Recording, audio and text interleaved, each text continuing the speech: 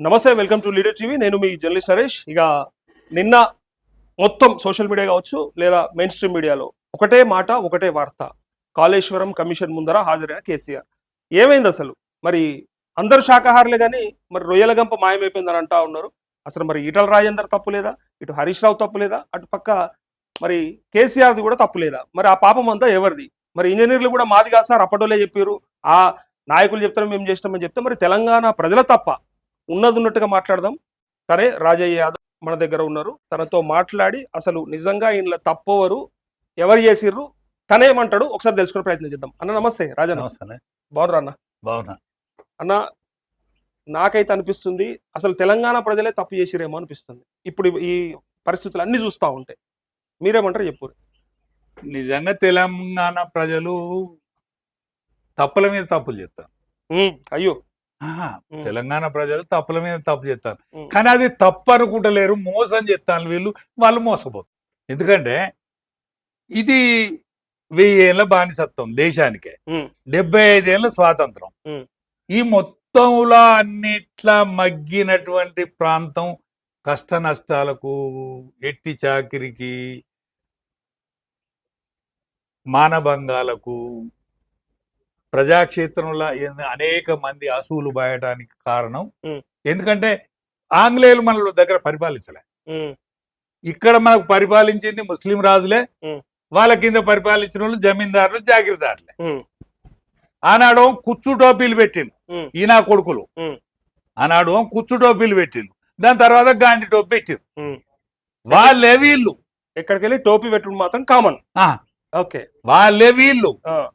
మళ్ళీ ఈ రూపంలో ఈ బాధలు పోతాయని, స్వాతంత్రం వచ్చినాక బాధలు పోతాయి అనుకొని ఈ ప్రజానీకం అంతా ఊపిరి పీల్చుకున్నది. కానీ తెలంగాణ బాధ పోలే. అందరి బాధలు పోయినాయా పోలేదా అనేది వేరే ముచ్చట, కానీ తెలంగాణ బాధ అసలే పోలే. ఇంకేం తెలంగాణ కావాలంటే తెలంగాణ సాధించుకున్నాము, స్వరాష్ట్ర పరిపాలనలో ఉన్నాం, మన నిధులు మనకే ఖర్చు పెట్టుకుంటున్నాం, మన నాయకులు మనల్ని పరిపాలిస్తున్నారు. ఇంకేం కోరుకుంటున్నారు అంటే తెలంగాణ ప్రజలు ఏదైతే ఆశించిందో, తెలంగాణ ప్రజానీకం ఏదైతే కలగన్నదో, తెలంగాణ ప్రజలకు కేసీఆర్ ఏదైతే మాట చెప్పిండో, నేను కాపలా కుక్కను, దళితుడే ముఖ్యమంత్రి అన్నాడు. బడుగు బలహీన వర్గాలదే సంఖ్యాబలం, అనేక సంవత్సరాల నుంచి కష్ట నష్టాలకు ఓర్చిందని ఇదే స్వయంగా అనుభవించిన కష్టాన్ని యాద్ చేస్తే కడుపు కదిలినట్టు అవుతుంది కదా. ఏది కలిపి పెట్టినట్టు అవుతుంది, కడుపు కదిలినట్టు అవుతుంది. ఈ ప్రజానీకం నమ్మి మోసపోయింది. 14 ఏళ్ళు ఉద్యమం చేసింది, 14 ఏళ్ళు ఉద్యమం చేసింది, ఇంటింట వంట వార్పు చేసింది. అనేక మన శాఖలు, టిఆర్ఎస్ శాఖలేని కాడ నడిచింది ఉద్యమం. ఆనాడు విద్యార్థి లోకం, ఆనాడు మేధావి లోకం, ఆనాడు ఉపాధ్యాయ లోకం, ఆనాడు ఆర్టీసీ కార్మికులు, అనేక మంది కష్ట నష్టాలకు వచ్చి 1200 మంది బలిదానాలు. మొదటి ఉద్యమం ఇప్పుడు 360 మందిని కాల్చివేత, 1200 మంది ఇప్పటి బలిదానం. అంటే మాకు ఏమన్నా విముక్తి లభిస్తుందో ఏమో, మా చావుతోటైనా నా అన్నో నా తమ్ముడో వీళ్ళన్నా బతుకుతారేమని అసూలు భాషింది. అటువంటికి ఎవడొచ్చిందంటే, నేను మెయ్యా బీబీ అన్నాడు, నాకు ఎవ్వరు లేరన్నాడు, నేను కాపలా కుక్కనే అన్నాడు. తీర సమయానికి కుర్చీ మీద కూర్చున్నాడు, బలుగాని పిలిచి. మొన్న అంటే 2014 టైంలో అంటే మలిదశ ఉద్యమంలో కేసీఆర్ ఉన్నాడు కాబట్టి వచ్చింది తెలంగాణ. కానీ మరి తొలి దశ ఉద్యమంలో ఎందుకు రాలేదు? మరి అమ్ముడు అయిన నాయకులంతా తెలంగాణ ఉద్యమాన్ని తాకట్టు పెట్టిరు కదా. మరి అంటే తొలి దశ ఉద్యమం ఉన్నాడా? ఈయన లేడు, ఈయన లేనట్టే కదా. ఉన్నోళ్ళు ఎందుకు తేలేకపోయారు? కేసీఆర్ ఉంటే వచ్చిందంట. అరే నేనేమంటానంటే, అసలు కేసీఆర్ కంటే ముందు జరిగిన తతంగం తెలియదు మీకు. అంటే మీకు తెలియదని కాదు, చెప్పండి. తతంగం వినాలే. ముందుగా జరిగిన తతంగం ఏంటంటే, నక్సలైట్లు కూడా సాయిబాబా గారితో తీర్మానం చేయించుకొచ్చిండ్రు. ఒక ఓటెత్తే 2 రాష్ట్రాలు చేస్తామని బీజేపీ పలికింది. సుష్మా స్వరాజ్ బిల్లు పెడతావా, నేను శిరోమండనం చేసుకొని నీక్కడ నిరాహార దీక్ష పడతా అని సుష్మా స్వరాజ్ గద్దించింది. సోనియా గాంధీ నా పార్లమెంట్ మెంబర్లే, నాకు ఓటు ఇష్టట్లేరు సుమా, మీరు గట్టిగుంటే నేను పెడతానన్నది. ఆనాడు 3 అమ్ములు కలిస్తే మీనా కుమారి, సుష్మా స్వరాజ్, సోనియా గాంధీ కలిస్తే తెలంగాణ వచ్చింది. కేసీఆర్ నేను ఒక్కటే రూములు ఉన్నాం. అరే పోరాదన్నా నీ ఏమో మనది బిల్లు అవుతుందంటే అంటే వద్దన్నట్టుంది ఆయనకు వద్దనేం లేదు. నేను ఒక పోషకాన్ని పోతే పీర్లు ఎత్తది ఊదు కాలుతాదే, వాళ్ళు పెట్టాలి, ఇది కావాలి. అంటే కానీ రాజకీయ నీ కోసం కేసీఆర్ చేయబెట్టి రాలే, వంట మార్పులు నువ్వు చేయలే. రాజకీయ ప్రక్రియతోనే సాధ్యం అనేది అందరికీ ఎరక. కేసీఆర్ ఒక్కంతో సాధ్యం కాలే. మొత్తం సబ్బండ వర్గాలు ప్రయత్నం చేసినాయి, కష్టపడి కొట్లాడినాయి. అయితే కానీ కేసీఆర్ అంటోడు లేకపోతే ముందర పడకపోతుండే భావన. అది ఎవరు నేను అంటలేను. అది తెలంగాణలో చాలా మంది అంటారు, మేధావులు అంటారు, కాంగ్రెస్ వాళ్ళు అంటారు, బీజేపీ వాళ్ళు అంటారు. ఉద్యమానికి కేసీఆర్ ఉండేప్పటికీ కొంత అది వచ్చింది, అందుకే ముందర నుండి నాయకత్వం వహించిండు. కేసీఆర్ కెప్టెన్ గా వ్యవహరించిన మాట నిజం. మరి ఇంకేమున్నది, ఆయన కదా తెచ్చినట్టే కదా. ఇప్పుడు ధోని కప్పు కొడితే మిగతా వాళ్ళంతా ట్రై చేయొచ్చు, ప్రయత్నం చేయొచ్చు, వాళ్ళు సెంచరీలు కొట్టచ్చు, కానీ కప్ అయితే ఎవరు కొట్టారు అనేది లెక్క. కెప్టెన్ పేరు లెక్క గదే అంటున్నారు. అందుకే తెలంగాణ ఇచ్చిర్రు, అందుకే ఆయనకు ముఖ్యమంత్రి పదవి కూడా వచ్చింది. అంటే నేనేమంటానంటే కెప్టెన్ లెక్క, కానీ కెప్టెన్ అన్నది ఏంటి, చేసింది ఏంటి. అరే కెప్టెన్ అయితే ఓకే కదా మీకు, కెప్టెన్ ఓకే. సో గెలిపించి అంటే తెలంగాణ తెప్పించే పనిలో ఆయన ప్రయత్నం చేసిండు కాబట్టి ఆయనకు అవకాశం వచ్చింది, ఆయన కెప్టెన్ అయ్యిండు. అయిన తర్వాత మీరు చెప్పేది అంటే బాగా లేదు పరిపాలన ఆయన పరిపాలన ఉంటే ఆయన జ్యోతి బసవు, ఆయన యాస్త వచ్చి నడువు నొప్పి వచ్చింది అనేది అనుకుండు కదా. నీ సంతానం వచ్చి చేసిన కొంగలు దొక్కిన మడుగు కుక్కలు చింపిన ఇత్తారు చేసారు కదా దీన్ని. నీ సంతానం రాదన్నావు కదా, నేను మియా బీబీ అన్నావు కదా. నీ పిల్లలు నాకు పిల్లలు అమెరికాలో ఉన్నారు అని చెప్పిన. ఇవన్నీ 2018 దాకానే. 18లో మళ్ళీ ఎట్లా గెలిపించారు మీరు? మనకు తెలంగాణే మీరు అన్నారు 14లో ఆ మాటలు చెప్పిండు. దళిత ముఖ్యమంత్రి అయిపోయా, దళితులకు 3 ఎకరాల భూమి అయిపోయా, ఎన్నో హామీలు ఉండే, అవన్నీ పక్కకు పోయినాయి. నాకు నా ముసలిదానికి షారెడ్ బియ్యం చాలన్నాడు ఆయన్నే. కానీ 2018లో అయితే అన్ని బరాబర్ చెప్పి వచ్చిండు కదా, ఆయన్నే వచ్చిండు కదా, ఇంకేం కావాలి? అట్లా కాదు, గెలిచిండు కదా. మరి మన దగ్గర ఒక రోగం ఉండదు తెలంగాణ ప్రజలు, మన కుక్క మన కాలు కడుతుంది దాన్ని చంపుకుంటాంరా. చంపుకుంటావా? సాదుకోవాలని సాదుకున్నారు. సాదుకుంటే ఈ కుక్కలు పాడుగాను, ఒక్క కుక్క పోయి 2 కుక్కలు పోయి 3 కుక్కలు పోయి ఇల్లమ్మ రాజు కుక్కలై తెలంగాణ మీద పడి దోసుకుంటా అంటే నీ ఎమ్మెల్యేలు, నీ సర్పంచులు, నీ ఎంపీటీసీలు గాను, నీ ఎంపీపీలు, వీళ్ళందరూ ఎవ్వరికి అందినంత వాడు దోసుకుంటా అంటే అన్ని ఒక నీ కుక్కని చంపాలి రాని చంపి బీజేపీ ఓడు బీసీ ముఖ్యమంత్రి అంటాడు. కానీ వాడు అందుకోడో ఓటు మురిగిపోతావు ఏమని ఎక్కడో పాతాల లోకం ఉన్నటువంటి కాంగ్రెస్ వాడిని తీసుకొచ్చి గెలిపించారు మొన్న. ఇప్పుడైనా ముఖ్యమంత్రి అనే తోడు అటువంటి కాంగ్రెస్ పార్టీ. ఇప్పుడు ఓళ్ళు మంచి గురించి చెప్పు, కాంగ్రెస్ కేసీఆర్? ఇప్పుడు కేసీఆర్ బాగలేడని ఆయనతో తెలంగాణ ప్రజలంతా కలిసి కాంగ్రెస్ ని తెచ్చుకోరు, రేవంత్ రెడ్డిని ఎక్కిచ్చారు. ఇవాళ మళ్ళా అరే రేవంత్ రెడ్డి కంటే పోయినోడే చక్కగా ఉండే కదా అనే మాట నేను వస్తున్నాయి బయట. నేను నా మాట కాదు అది. దాన్ని మీరేమంటారు మరి? అంటే నయమా కేసీఆర్? అంటే ఒక్కటే, మంచి అయినా చెడ్డ అయినా 14 ఏళ్ళ ఉద్యమం, 10 ఏళ్ళ రాజ్యం ఆయన ఎంబడి ఉన్నారు. కానీ అన్నీ ఒకని ముండకొడుకు ఉంటే మాత్రం మన కూడు దక్కది, ఉన్న కంచం దక్కనియడు. ఇక వీళ్ళు ఏది దక్కనియరు. వీళ్ళు ఒక్కలే కాదు, తన అనుచర వర్గం కూడా దోసుక తింటాననేటువంటి ఆలోచన వచ్చి ఆయనను అడుగులో దొక్కేశారు. ఏం దోసుక తిన్నారు చెప్పాలి. రాజా యాదవ్ ఇప్పుడు ఉన్నది ఉన్నట్టుగా కేసీఆర్ దోపిడీ ఏంటిది, ఎండ్ల దోసుకున్నాడు, ఏం ప్రూవ్ చేసిరు, కేంద్ర ప్రభుత్వం ఏం బయట పెట్టింది, రాష్ట్ర ప్రభుత్వం ఏం బయట పెట్టింది, ఏ స్కీమ్ ని మీరు చూపెట్టాలి. ఇప్పుడు ఒక్కటేనే చెప్పే ప్రజలు అడుగుతారు డైరెక్ట్. ఎందుకంటే కాళేశ్వరం కమిషన్ ముందర హాజరైన కేసీఆర్ బయటకు వచ్చి నన్ను అడిగేటోడే లేడు, నేనే చెప్పొచ్చిన వాళ్ళకని చెప్పిండు కాబట్టి అంటున్నాం. మీరు ఏం ప్రూవ్ చేస్తారు? నేనేమంటానంటే మాకు గదంతా లోతు తెలియదే, ఎందుకు వేస్తారు బట్టగాల్చి? ఒక్కటేనే, ఆనాడు కేసీఆర్ గారే స్వయంగా బస్సులు అరేంజ్ చేసి కాళేశ్వరాన్ని చూసి రమ్మని చెప్పిండు. ఈ సూచితోనికి ఏం తెలియదు, కానీ చూసి రమ్మన్నాడు. ఇంకా పోలీసు వాళ్ళని పెట్టి అక్కడికి పోతే పోలీసు అన్ని ఒక నీటికి రావద్దాం. అయ్యే వరకు మనిషికి అనుమానం వస్తుంది, మనిషికి అనుమానం వస్తుంది కదా. 50 ఏళ్ళు ఉండే సెక్రటరియట్ ను కూలగొట్టిండు. 50 ఏళ్ళు ఉండు కదా సెక్రటరియట్, దాన్ని కూలగొట్టిండు. అద్భుతమైన భవనే కట్టిండు. ఇంకేనంటే 50 ఎకరాలు తీసుకొని కట్టినా మంచిగుండు. ఈ కూలగొట్టిన దాన్ని ఒక హాస్పిటల్కి ఇచ్చినా మంచిగుండు. అంటే ఏదో కడుపులో పెట్టుకునే చేసిండు కదా అని ప్రజల అనుమానం. ఎంత మట్టుకు అనుమానం తెలియదు. దానికోసం అనుమానాన్ని పట్టుకొని ఎంతసేపు ఈ అపవాదులు ఎందుకు అంటున్నా? ఏదన్నా ఉంటే ప్రూవ్ చేయండి అని వాళ్ళ నుంచి వస్తున్నటువంటి ప్రశ్న. ఒకటి, కాళేశ్వరంలో కమిషన్లు అన్నారు, ఎక్కడ దాకా వచ్చింది? ఒకటి, గొర్రెల స్కామ్ అన్నారు, బతుకమ్మ చీరల స్కామ్ అన్నారు, ఫోన్ ట్యాపింగ్ అన్నారు. ఇట్లా ఒక 10 సంఖ్యలో చెప్పారు. ఇట్లా ఇన్లా అయింది, ఎన్ల అయింది, ఎంత అయింది బయట పెట్టురు అని అడుగుతున్నారు. ఒకటేనే, ఎంత ఏది లేనప్పుడు ఉత్తగా ఎంత అయింది, ఎన్ని అయినాయి, ఏం చేసిండని దగ్గరది ఈ లెక్క ప్రజల దగ్గర ఉండదు. విచారణ సంస్థలు చేపట్టాలి. విచారణ సంస్థ చేపట్టాలి. ప్రభుత్వాలు ఏం చేస్తున్నాయి? దానికి అందరు సహకరించాలి. ప్రభుత్వాలు కూడా సహకరించాలి. రాష్ట్ర ప్రభుత్వం ఏం చేస్తుంది, కేంద్ర ప్రభుత్వం ఏం చేస్తుంది? కేసీఆర్ ని మెడల్ పట్టుకొని జైల్లో పెడతాం చంచల్గూడ అని చెప్పారు, చెర్లపల్లి జైల్లో అని చెప్పారు. ఎవరు? అమిత్ షా, నడ్డా, మోడీ. రాష్ట్రానికి వచ్చిన ప్రతి కేంద్ర మంత్రి ఏమన్నాడు? కాళేశ్వరం అనేది ఏటీఎం లెక్క మారిపోయింది, కేసీఆర్ కమిషన్లు నొక్కడానికి కట్టుతున్నాడు అని చెప్పాడు, కట్టిండ్రు అని చెప్పారు. మరి ఎందుకు జైల్లో పంపుతలేరు?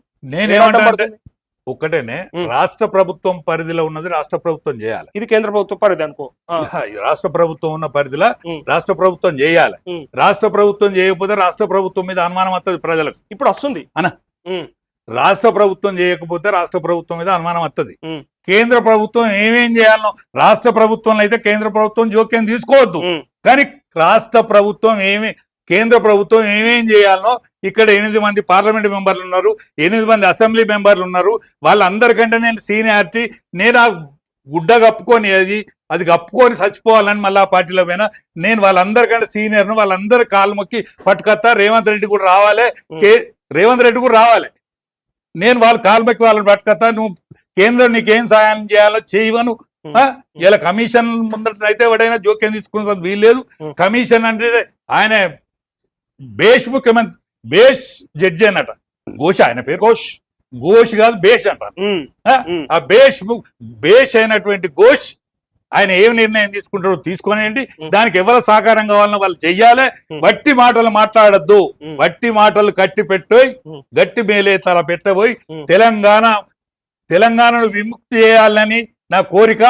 అనేక సంవత్సరాల కష్ట నష్టాలు కోర్చినటువంటి ఎవరైతే బాధితులు ఉన్నారో ఆ బాధితులు రేపు ఏలికలు కావాలనేటువంటి ఆలోచన. అన్న రాజన్న, ఇప్పుడు కేసీఆర్ ఇదంతా నాశనం పడుతుండు, అప్పులపాలు చేస్తుండ్రు రాష్ట్రంని. తర్వాత మళ్ళీ భవిష్యత్ పిల్లలకి ఏమి ఇస్తాం మనం సమాజాన్ని అని చెప్పి మార్చుకున్నారు తెలంగాణ సమాజం. అప్పుడు మీరు మాట్లాడి నేను మాట్లాడినా, రేవంత్ రెడ్డి ఎక్కిండు, అయిపోయింది, అవకాశం ఇచ్చినాం. ఇవాళ ప్రజలు పడుతున్న బాధల గురించి మాట్లాడితే ఒక పక్క గ్రామాలలో రైతు భరోసా వస్తలేదు, అంటే గత ప్రభుత్వం ఇచ్చి ఇప్పుడు ఈ ప్రభుత్వం ఇయ్యని ముచ్చట చెప్తున్నాడు. రైతు బంధు పడతలేదు, రుణమాఫీ పూర్తిగా కాలే, వీళ్ళు ఇచ్చిన హామీలు 6 గ్యారంటీలో సగం కంటే ఎక్కువ కాలే, ఇంకా చాలా పెండింగ్ ఉన్నాయి. చేస్తా అని ఎన్నో వాగ్దానాలు చేసారు, దేవుళ్ళ మీద ఒట్లు పెట్టారు, కానీ ఎక్కడ అయిపోయినాయి కదా. మరి తెచ్చుకొని మనం ఖరాబ్ చేసుకున్నట్టు అయిందా?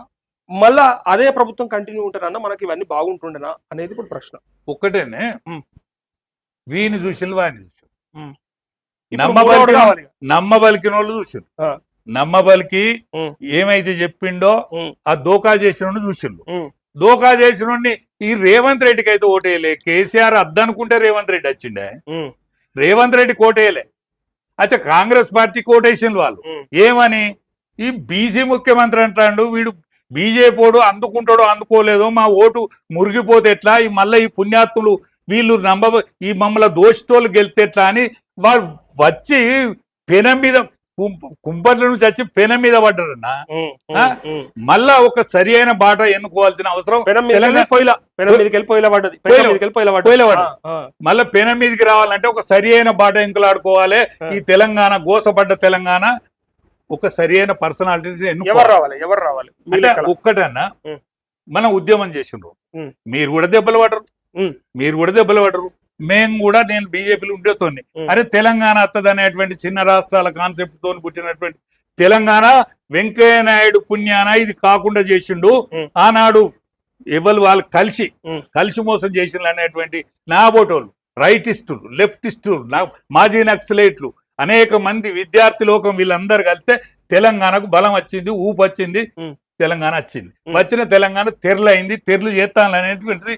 ఇక మరి బీజేపీ కూడా అనుకుంటట్లేదని కాంగ్రెస్ మొక్కన ఓటేసి ఇప్పుడు ఎవరు అందుకోవాలి, మరి దీన్ని ఎవరు ఆదుకోవాలి? ఖచ్చితంగా 18 ఏళ్ళ నుంచి 30 ఏళ్ళలో వాడు ఎవడైతే ఉద్యమ కాలంలో లేకుండ్రు, వాళ్ళు ఉద్యమ కాలం లేకుండ్రు, 18 ఏళ్ళ నుంచి 30 ఏళ్ళు ఎవరైతే ఉన్నారో వాడు బాటెత్తే, కానీ వాళ్ళకు లీడర్ మరి వాళ్ళకు ఒక లీడర్ క్యాడర్ ఉంటే లీడర్ ఉండదు, లీడర్ ఉంటే క్యాడర్ ఉండదు, అన్ని ఉండదు అన్న.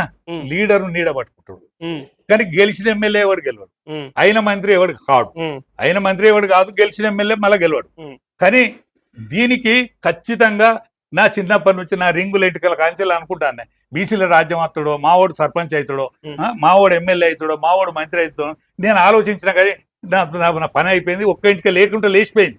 కానీ ఇప్పుడున్న యువతరం ఏదైతున్నదో మీ తరం, మీ తరం గట్టిగా తలుచుకుంటాను కాబట్టి రేపు రాబోయేది బీసీ రాజ్యము. బీసీలలో అత్యంత ప్రభావితమైనటువంటి బీసీలలో ఆసేతు హిమాచలం అటకు నుంచి కటక్ వరకు, కన్యాకుమారి నుంచి హిమాచల్ నుంచి కన్యాకుమారి వరకు వ్యాపించే పార్టీ, ఉరికే పార్టీ, కనిపించే పార్టీ, ప్రపంచ దేశాల సరసన కనిపించే పార్టీ ఏదైతున్నదో బీజేపీ మీద ఆశ కనిపిస్తుంది. యువతరం డైరెక్ట్ గా మోడీకి కనెక్ట్ అయినలు. వాళ్ళు తీసుకునే నిర్ణయానికి అన్ని పార్టీలలో ఉన్నటువంటి అభ్యుదయవాదులందరూ కూడా సహకరించి ఒక బీసీ ముఖ్యమంత్రిని నిలబెట్టాలి. అనేక రోజుల నుంచి సాధక బాధకాల కోర్చి కష్ట నష్టాలు కోర్చి కన్నీళ్ళ కోర్చినటువంటి బీసీలు, దళితులు, సామాన్యులు వీళ్ళు పరిపాలించే రోజు రావాలి, రోజు వస్తుందనే విశ్వాసంతో నేను చెప్తాను. బీజేపీ గురించి మీరు టాపిక్ తెచ్చిరు కాబట్టి మీకు ఒక సూటి ప్రశ్న చెప్పండి. బీజేపీ అధ్యక్షుడిగా ఇయ్యాల ఎవరున్నారు? ఫస్ట్ రాష్ట్ర శాఖకి పేరు అధ్యక్షుడిగా రేజింగ్ల ఈటల రాజేందర్. ఇదంత పెద్ద మాట అంటే పార్టీ ప్రకటించకముందే, జాతీయ నిజం అధ్యక్షుడు మాట. ముందే మీరు కలగడ్డదా లేకపోతే నేను కలగాదు, బీసీనే చేస్తారు ఇక్కడ. ఇప్పుడు ఉన్న వాళ్ళు ఎవరన్నా అడిగి నేను ఇప్పుడున్నది కిషన్ రెడ్డి. మరి గది చెప్పి కిషన్ రెడ్డి ఉండంగా కొత్త ముఖ్యమంత్రి, కొత్త అధ్యక్షుడు అయితే చేస్తారు కదా. అది ఎట్లా చేయాల్సిందే, తీసేసారు కదా. బీసీ ఉంటేనే తీసేసి ఓసీకి ఇస్తే మళ్ళీ ఏడిస్తారని నేను అడుగుతున్నా. నమ్మకం ఉన్నదా? నన్ను చెప్పనిస్తావా?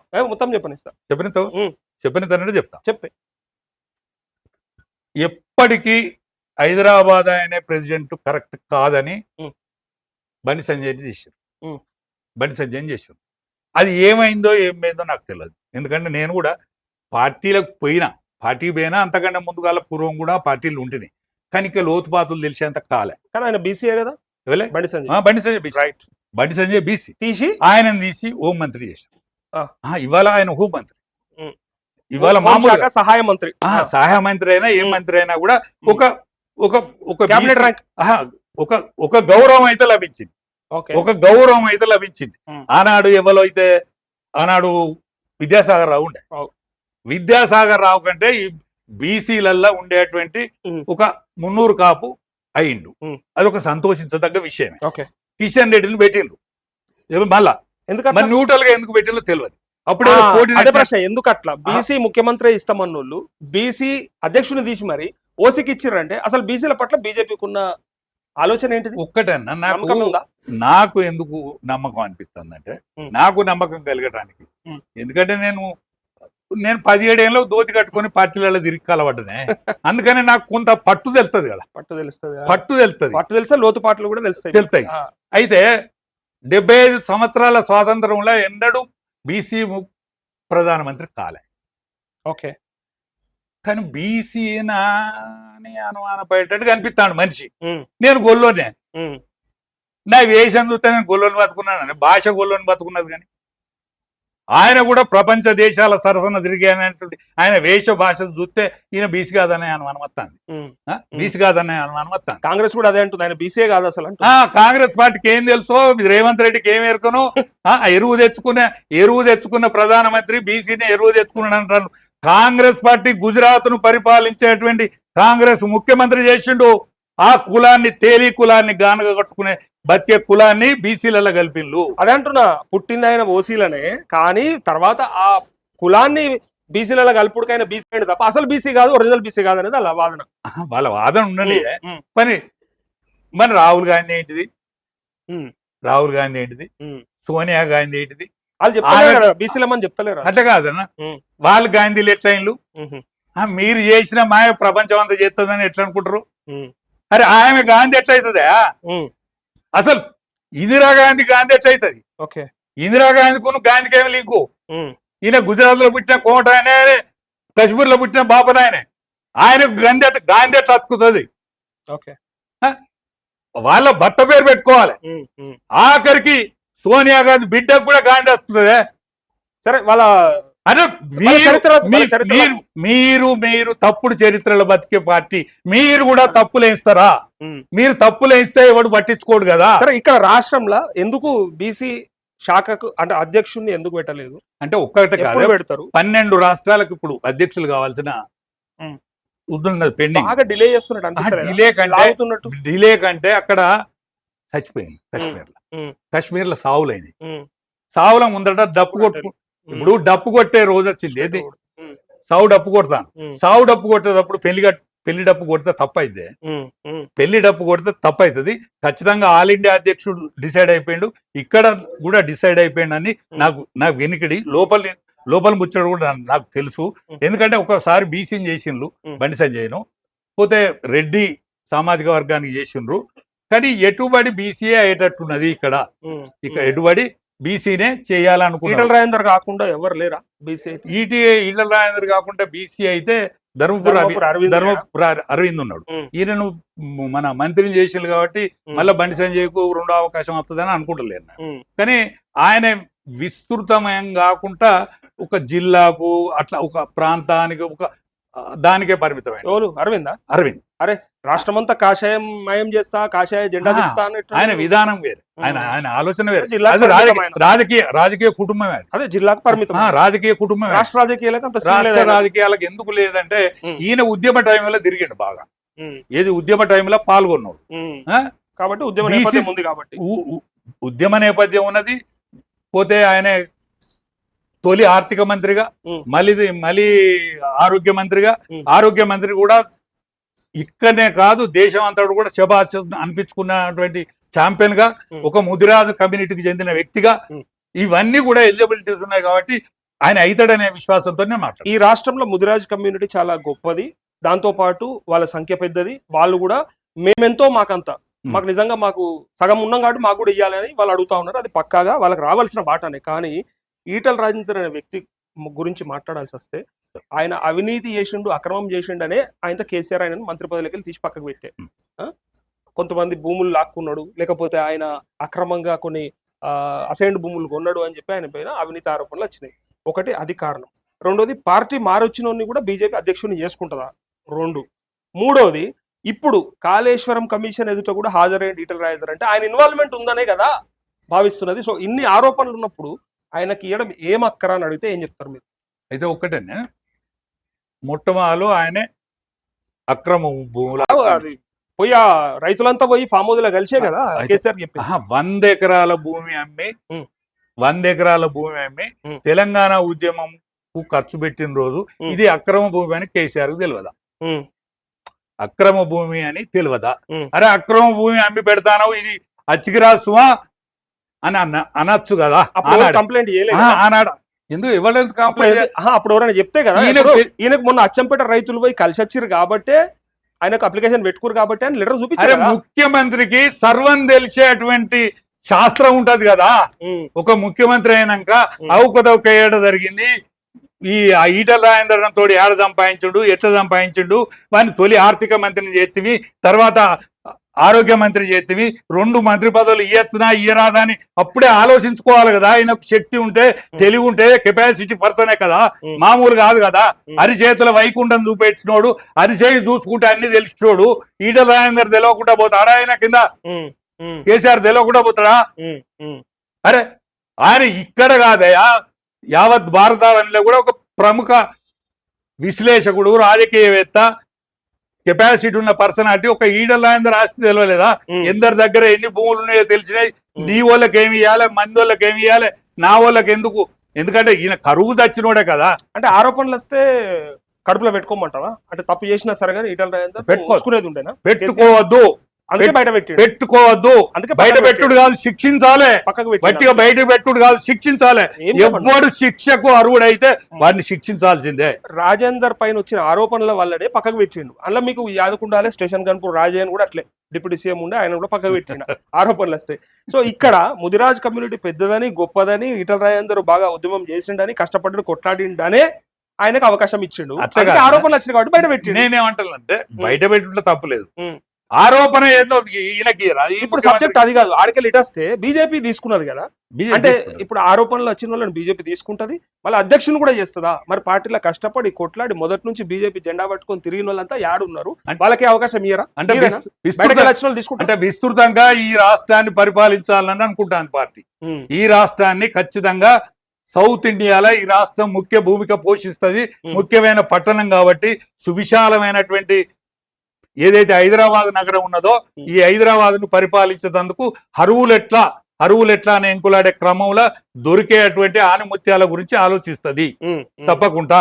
ఎందుకంటే ఎప్పుడు వేసినా కూడా గవ్వే గుడ్లు గీవే పిల్లలు అనే తట్టు ఆ కోడిని బొదిగేది బీజేపీ. ఆ పొయ్యిని బొదిగేసే కాడ లేదు.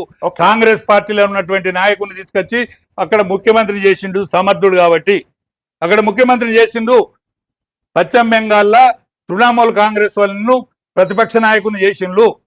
ఇది వరకు అంటుడు ముట్టుడు కాకుండా మేమే ఉండాలనేటువంటి ఆలోచన కాకుండా అందరూ ఉండాలనేటువంటి ఆలోచనకు బీజేపీ వచ్చింది కాబట్టి ఈ అవకాశం దొరుకుతుందని నేను అనుకుంటాను. ఓకే, అయితే ఇప్పుడు కాళేశ్వరం కమిషన్ ముందర హాజరైన ఈటల రాజేందర్ తప్పు చేసిండని భావిస్తున్నా లేదా? అంటే అప్పుడు ఆ టైంలో కేసీఆర్ కి వత్తాసు వలికి తప్పు చేసిండా? ఇలా బయటకు వచ్చి మాత్రం కేసీఆర్ నిర్ణయం తీసుకుంటాను అట్లా ఆయన మీద పడేస్తుండు కదా, మరి ఆయన బాధ్యత లేదా? ఇప్పుడు జడ్జికి ఏం ఎరగలేదా? జడ్జికి అయితే ఎరికే కదా, జడ్జికి ఎరికే కదా అన్న. ప్రజా సమస్యలల్లా ఇప్పుడు నేను టీవీ ముందట మాట్లాడతాను, నేను అవగదో ఒక మాట్లాడింది కూడా చూపెడతారా మీరు? అరే వీడు ఎర్రోడు మాట్లాడి టైం ఇస్తే వీడు పిచ్చోడు మాట్లాడి అరే పిచ్చి తీసేయరా, అరే పిచ్చిది కట్ చేసేయి మంచిది అంటారు కదా. యువతల మాట్లాడితే ఎవరు ఎట్లా చూపెడతారో ఇప్పుడు ముఖమే చూపెట్టాలి, తలకాయ చూపెట్టాలి. ఎవరిని తలకాయ పెడితే ఇది కరెక్ట్ ఉంటుంది అని ఆలోచిస్తారు కదన్నా మీ ఊళ్ళో. అంటే ఇప్పుడు ఒకసారి వాజ్పేయి గారు అనుండే నా బాల్యంలో, అరే మన ప్రెస్ కి ఎంత స్వాతంత్రం ఉన్నదంటే ఎంత మాత్రం జరిగేటట్టు రాసే స్వాతంత్రం ఉన్నది. ఎంత మాత్రం జరిగినట్టు రాసే స్వాతంత్రం ఉన్నది. 7 గోళంలో బాయిలో ఉన్నటువంటి ఆనిముత్యాన్ని కూడా వెతికి పట్టేది ప్రెస్. ఇట్లా చెప్పేది.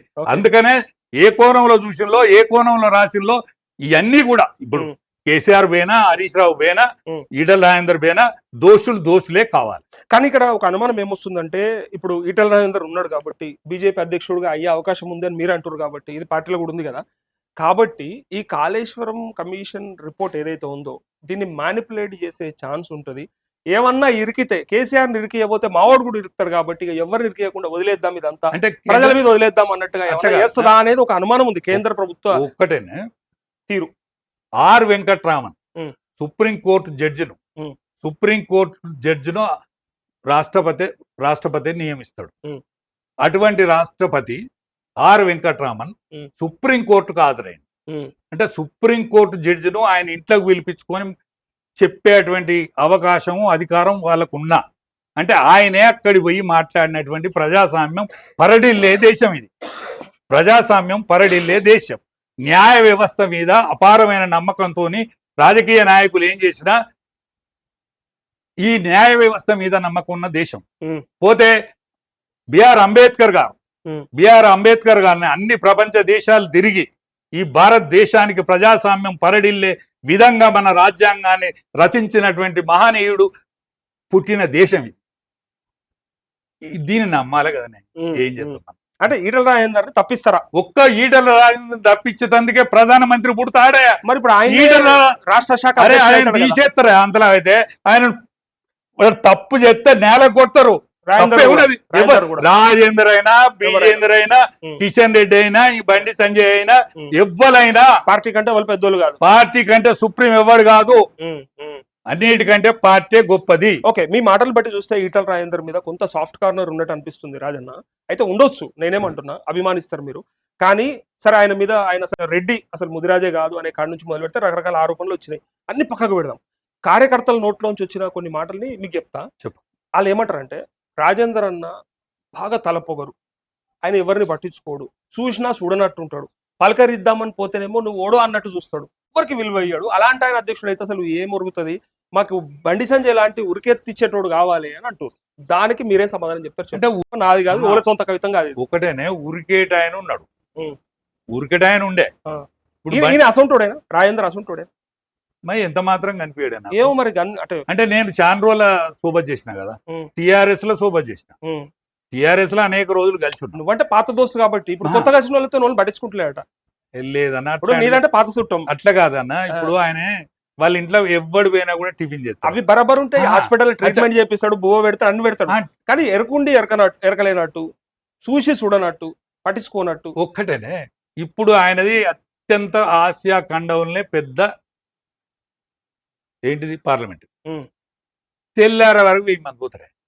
నేను అది వరకు పోయేది. పార్లమెంట్ అంటే మొన్న సంవత్సరం కింద, అంతకంటే ముందు ముచ్చట నేను చెప్పేది. అంతకంటే ముందుగా ఎప్పుడైనా ఒక మేధావి లెక్క బిహేవ్ అట్లా చేస్తాడు కాదన్నా, పట్టించుకోడు. అంటే ఒక్కటన్నా, ఇప్పుడు అతను ఉత్తరాశి కులంలో పుట్టినోడు కూడా మేధావి అనే కోపం ఉంటే నేనేం చేయలేదు. అది ఆ మాట రాలేదు. మేధావి అయితే తప్పు లేదు, కానీ మేధావి కాకుండానే మేధావి లెక్క behave అట్లా చేస్తాడు కాదన్నా, ప్రశ్న. నేనేమంటానంటే ఆయన చదువుకున్నోడే, యోగ్యుడే, కానీ ఒక్కొక్కరికి ఒక్కొక్క పేరు ఆపాదించబడుతుంది. ఇప్పుడు నేనున్ననే గొల్లోని గోసి గొంగడి ఇట్లా పుట్టినా, దూరల బట్టలు ఎత్తాను. నువ్వు గొంగడేసుడే బంద్ చేసినావు. నేను గోసి గొంగడి వేసిన కుటుంబంలో పుట్టినా. నేను దొరలేయని బట్టలు మెత్తాను. నా పేరేంటిదే గొల్లోడు తక్కువ అనరా, వాని బట్టలు చూసినావా, వాని మదం చూసినావా, ఇది పేరు. మా శ్రీహరి గారు ఉన్నాడు, ఏది మా కడియం శ్రీహరి, ఆయన తెలివే గర్వం, ఆయన తెలివే. ఇప్పుడు కేటీఆర్ ఉన్నాడు, అందగాడు, ఇంగ్లీష్ ముక్కలు కూడా మంచిగానే వస్తాయి, మాట తీరు కూడా మంచిగానే ఉంటుంది. అయితే గెలవక ముందు సుందర ముఖార విందం, ఓడిపోయింది కాబట్టి మదం, పొగరు పోలే. ఒక్కొక్కటి కొన్ని పేర్లు ఆపాదించబడతాయి అన్న. అంటే బయట వాళ్ళు ఆపాదిస్తే ఏం కాదు, నేను అనేది కార్యకర్తలు అంటారు కాబట్టి. అంటే ఇలాంటి ఆయన అధ్యక్షుడు అయితే ఏమన్నా ముందర పడుతుందా? అంటే నిజమైనగా దగ్గరగా పరిశీలించినటువంటి క్యాడర్ అయితే ఆ మాట అన్నది కానీ వేరే వర్గం అని ఉంటది ఈ మాట. ఏదో ఉంటది కదనే. ఇప్పుడు పొలగాని మీడియా పొలగాని కూడా కొట్టిండ్రు, దెబ్బలు కొట్టిండ్రు. మేము బండి సంజయ్ మనసులో రా భవిష్యత్తు నువ్వు ఎట్లా పోయిందని కొట్టిండ్రు. మరి బండి సంజయ్ పంపిండా పంపలేదా ఇదంతా వేరే ముచ్చట. కానీ ఇది ఏది అనుకుంటే కదే అయితే అదే. అయ్యో మనం ఇట్లా బిల్లు వేసినంత మాత్రాన ఆలంటే ఆలవుతుంది, కల్దారంటే కల్దార్ అవుతుందా, తోకంటే తోక అయితే నంబర్ అంటే నంబర్ అవుతుందా? రేవంత్ రెడ్డి ఉత్తదేనా మరి? ఇక అది ఉత్త కేసే, అంతే. అది ఉత్త కేసే. ఏదో చెప్పిండు, ఎన్నో చెప్పిండు, ఏ బయట కేసు. వాళ్ళని జైలుకు పంపుడు లేదు, ఈయన కసక్క పరిపాలించేది లేదు, ఇంతే. కాదన్నా, ఆయన జైలుకు పంపితే ఈయన జైలుకు పోయేటట్టున్నదంటే వాళ్ళు 7 అన్నదమ్ములు తిరుగుతానని అంటాను. మరి నేను ఇంత భూమి వ్యాపారం చేసుకుంటా, ఎక్కడ పోయినా వాళ్ళ అన్నదమ్ములు తిరుగుతానని అంటాను. అది వరకు వీళ్ళ కుటుంబం పేరు చెప్పిండు, అలా నిజమేంతో తెలియదు. అప్పుడు వాళ్ళ కుటుంబం పేరు చెప్పిండు, ఈయన అన్నదమ్ముల పేరు చెప్తాను. ఇదంతా హైదరాబాద్ భూమి. సరే రాజన్న, లాస్ట్ మాట చెప్పొకటి. ఇప్పుడు కేసీఆర్ తోనైతే నువ్వు మంచిగా పానపానంగానే ఉంటుంటావు, మంచిగా ఉందురు కదా. ఎందుకు ఎక్కడ చెడింది అని అన్న కాడల్లో అందరూ ఏం చెప్తారంటే ఆయన తప్పు అంటారు. నీ తప్పేం లేదా చెడడంలా, దూరం అవడంలా? నేను ఇప్పటి వరకు దూరమైన వాళ్ళు అందరినీ అడిగిన, ఇంటర్వ్యూ చేసిన, ఎవరు చూడు కేసీఆర్ అహంకారి, కేసీఆర్ నియంత, కేసీఆర్ నియంతృత్వం, అందుకోసానికి దూరమైన ఆయన ఏదో అంటారు కదా, వెనకొచ్చినోడిని ముందర పెట్టుకుంటాడు, మొదటి నుంచి కష్టపడ్డోని దూరం పెడతాడని, ఇట్లా ఏదో ఒకటి ఆయన మీద వేసిపోతురు కదా. మీ తప్పేం లేదా అని నిన్ను అడుగుతున్నా డైరెక్ట్. నా తప్పు ఉన్నది చెప్పేసిన. నాదేం తప్పు ఉన్నదంటే, నేను మెదక్ జిల్లాలో ఆయన కన్నా ముందుగా మాట్లాడాలి, అది తప్పైంది. అది ఒక తప్పు. ఎందుకంటే నేను మాట్లాడిన ఈళ్ళ కొట్టేది, ఆయన మాట్లాడిన ఈళ్ళ కొట్టేది. ఎక్కువ ఈళ్ళ ఎవరికి, తక్కువ ఈళ్ళ ఎవరికి అని ఆయన పరిశీలించే కెపాసిటీ ఉండేది. అది ఒక తప్పు.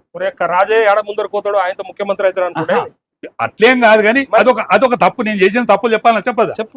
తప్పు అడుగుతావు, తప్పు చెప్పదా? ఇంకోటి ఏంటంటే, ఆయన కర్రెగున్నాడు, నేను ఎర్రగున్నా. మాట్లాడుతోళ్ళల్లా ఆయన కర్రెగున్నాడు, నేను ఎర్రగున్నా. ఆయన నేర్చుకుంటున్న తెలంగాణ భాష ఆయనది, నాకు ఇంట్లో గొల్లోలు ఇంటి భాష కాబట్టి నాది, నా ఇంట్లో పుట్టిన భాష నాది. నేర్చుకున్న నిష్ఠాతుడు ఆయనే, నా ఇంట్లో పుట్టిన నిష్ఠాత భాష మాట్లాడేది నేను. ఆయనది కంచు కంఠమే, నాది కంచు కంఠమే. నాది ఎర్ర కంచు కంఠమే, ఆయనది కర్రె కంచు కంఠం. ఆయనది గద్ద ముక్క అని ఆయన అనుకుంటాడు, నేను కోటేరు లాంటి ముక్క అని నేను అనుకున్నా. ఇవన్నీ కూడా పరిశీలించి చూసే కెపాసిటీ ఆయనకు ఉన్నది. కాబట్టి నన్ను ఎక్కడ వీడు ఎక్కడ ముందడిపోతాడని తొక్కిండు తప్ప ఆయన ఏం తప్పు చేయలేడు. నన్ను రాజన్ననే పిలిచిండు. లేకపోతే ముందర ఓదురు మీరు, ఒకవేళ మీకు అవకాశం ఇచ్చి ఉంటే కేసీఆర్ కంటే ముందు విశ్వాసంగా ఉంది, ముందడున్నా కూడా విశ్వాసంగానే ఉంది. ఓకే, ఆయన మనసు గొప్పదే. అయిపోయి మరి ఇంత చెప్పి మనసు గొప్పదే. కానీ నిలువెల్ల విషయం పెట్టుకొని మీద మనసు గొప్పదని చూపెడతాడని మేము అనుకోలే. ఇలా ఏ నాయకుడు మంచిగున్నాడే అట్లా మంచిగా లోపట బయట అంత ఒక ఉండరన్నా, ఉండరు. అట్లా అయిపోయింది. అంతర్గతం ఒక తీరు ఉంటుంది, లోపల ఒకటి ఉంటుంది. ఇప్పుడు అట్లా ఏడిచింది. ఫ్యూడల్ మెంటాలిటీ కలిగిన వాళ్ళందరికీ ముఖం మీద కనిపించింది. ఓకే, చాలా స్మార్ట్ గా యాక్ట్ చేస్తారు, మంచి యాక్ట్ చేస్తారు. ఓకే, పిలిస్తే పోతారా? ఇప్పుడు పోను. అసలే పోను. మస్తు మంది అట్లా అన్నారు పోయారు మళ్ళీ. కాదు, పోతా. ఎట్లా? ఒక బీసీ ముఖ్యమంత్రి అయిన రోజు, ఒక దళితుల పాలు వచ్చిన రోజు, అందరికి సమాన పాలు వచ్చిన రోజు, బీఆర్ఎస్ ఆయన బీఆర్ఎస్ పని అయిపోయిందన్న. బీఆర్ఎస్ ఇట్లా బీసీ ముఖ్యమంత్రి చేస్తారు. లేదు బీఆర్ఎస్ బీసీ ముఖ్యమంత్రి చేస్తానంటే ఎవరు నమ్మడు కదా పాడై. ఎందుకంటే ఎస్సీ ముఖ్యమంత్రి చేస్తానంటే ఆయనే పీఠం. ఇంకోటి చెప్తే ఇప్పుడు ఇంకోటి చెప్తే కానీ మాట నమ్మరు కాక నమ్మరు. ఎందుకంటే తోడేలు మొత్తం వచ్చింది అంటే నమ్మనట్టు ఆయన నమ్మరు. ఆయన పని అయిపోయింది, కాంగ్రెస్ పని అయిపోయింది. కాబోయే ముఖ్యమంత్రి గారు బీసీ అవుతాడు. ఆ బీసీ ముఖ్యమంత్రి అయినాక, ఈయన పతనం వ్యవస్థ మొత్తం అయినాక, అన్నా నువ్వు చెప్పు వినకపోతే అన్నా ఎంత ఆగం చేస్తే అని అప్పుడు పోయి ముచ్చట పెట్టాలన్న. పోతావు కంపల్సరీ, తప్పనిసరి. అంటే ఆయన పతనం అయినాక ఆయన పతనం అయినాక, ఆయన పతనావస్థను మొత్తం చూసినాక, ఆయన ఇప్పటికి కూడా జాలి ఉన్నది నాకు. కానీ అంత కోపం ఉన్నది, ఆయన నాశనం అయితే చూద్దామని ఉన్నది. ఎందుకంటే మమ్మల్ని నాశనం చేయలే అందరినీ, సబ్బండ జాతిని. మేమంటే లీడర్ల మోని బాగుపడ్డారు మత్తుకున్నారు. అరే ఎవడు బాగుపడ్డాడన్నా, నూటికొక్కడు కోటికొక్కడు. నేను ఒక రోజు మాట్లాడినన్నా, ఏంటంటే ఒకరి పిల్లలు చచ్చిపోయా, ఒకటి కాలు వంకర బాయ్, ఒకటి కన్ను వంకర బాయ్, ఒకని పొలగానికి పెళ్లి కాదా, ఇంకో పొలగాడు పిచ్చిల వాడే. అంటే తెల్లార వరకు రాత్రిలో ఫోన్ చేసినాడు నాకు.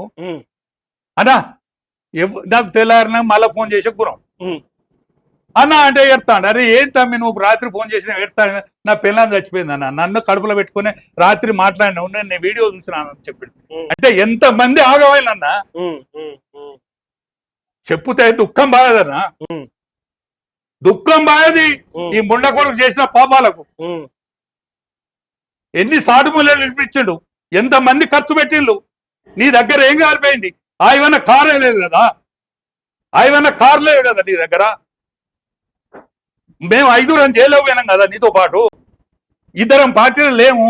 నాయనర్సన్ చచ్చిపోయిండు, జయశంకర్ సాబ్ చచ్చిపోయిండు, ఒక్క కెప్టెన్ సాబ్ బతుకున్నాను ఫోటో పెడితే ఏమైంది? కాళోజీ నారాయణరావు ఫోటో పెడితే ఏమైంది? నన్ను 25 సంవత్సరాల ఉత్సవం చేసినాం. కాళోజీ నారాయణరావు ఫోటో పెట్టవా? నివాళులు అర్పించవా సచ్చినోళ్లకు? నీ ఇంటోడు చావలేదు కదా, నీ పాలోడు చావలేదు కదా, అలా టీఆర్ఎస్ కూడా చావలేదు కదా. అసువులు బాసిన వాళ్ళు ఎవరు? ఇవాళ అనుభవిస్తున్నది ఎవరు? ఇవాళ అనుభవించేది ఎవరు? నీ మీద కోపం అంత వాడిని అనుకుని ఇప్పుడు ఆ ముడ కొడుకు 18 ఏళ్ళకే పాడు చేసి. సో మీ భవిష్యత్ ఏంటిది అంటే ఏం చెప్తాడు రాజన్న? అంటే బీజేపీలో ఉంటారా? కార్యాచరణ ఏంటిది? ఈటల రాజేందర్ వెనకాల ఉంటే ఏమన్నా టికెట్ ఇస్తాడా? ఏమన్నా అవకాశం వస్తుందా? చట్టసభలకు పోతారా అంటే ఏం చెప్తాడు? అన్న నాకేం కావాలని లేదు, ఏదో ఒకటి ఉంటుంది. నాకేం కావాలని లేదు. ఒక బీసీ ముఖ్యమంత్రి, ఒక ఎస్సీ మంత్రి. ఇప్పుడు లేరా ఎస్సీ మంత్రులు లేరా? ఉన్నారు. నేను చచ్చిన రోజు వీళ్ళందరూ మొయ్యాలన్నారు. అరే అచ్చా, అదా నీ కోరిక? నా కోరిక. ఓకే, అప్పుడు ఆ లోపల కేసీఆర్ తో ముచ్చట పెట్టి రావాలి. తప్పకుండా మీరు కలుసుకుంటారని అనిపిస్తా ఉంది నాకు. ఎందుకంటే మీ ఆవేదన, మీ వేదన చూస్తుంటే తెలంగాణ సమాజం కోసం ఇంత కొట్లాడిర్రు, ఇంతగానో మాట్లాడిర్రు. కాబట్టి తప్పకుండా మీరు కేసీఆర్ మళ్ళా కలిసి బీసీ ముఖ్యమంత్రిని చేయరు ఎక్కడికి వెళ్ళి, ఆ నుంచి కాడు ఏదో ఒక పార్టీలో. Thank you Raja.